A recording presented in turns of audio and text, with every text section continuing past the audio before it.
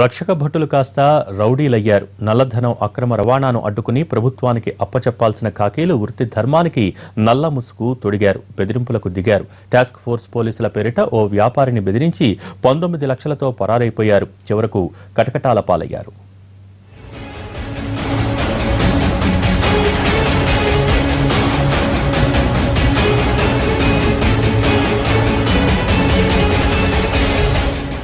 సమాజంలో బాధ్యతాయుత వృత్తిలో ఉన్నారు.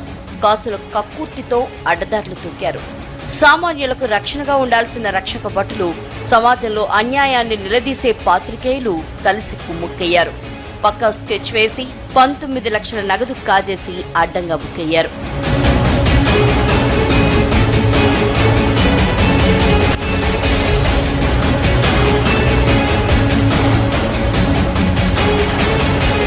ఇంటి దొంగను ఈశ్వరుడైనా పట్టలేడనుకునే నానుడి ఫాలో అయ్యారు ఇద్దరు పోలీసులు.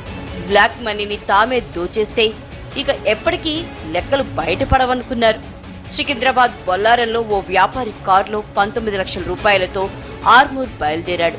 అతనికి తోడుగా ఉన్న మరో ఇద్దరు ముందుగానే డబ్బుతో వస్తున్న కారు నెంబర్ని వారి సన్నిహిత రిపోర్టర్లకు తెలియచేశారు.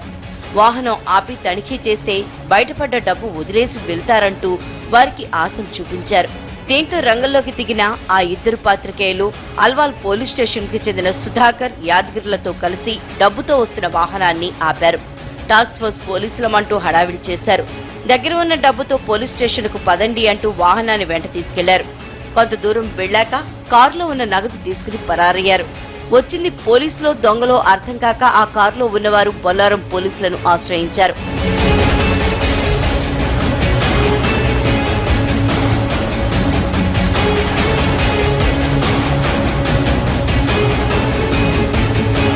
కేసు దర్యాప్తు చేస్తున్న పోలీసులు అక్కడ లభించిన సీసీ ఫుటేజ్ ఆధారంగా నిందితుల్లో రిపోర్టర్లతో పాటు ఇద్దరు పోలీసులు ఉన్నట్లు గుర్తించారు.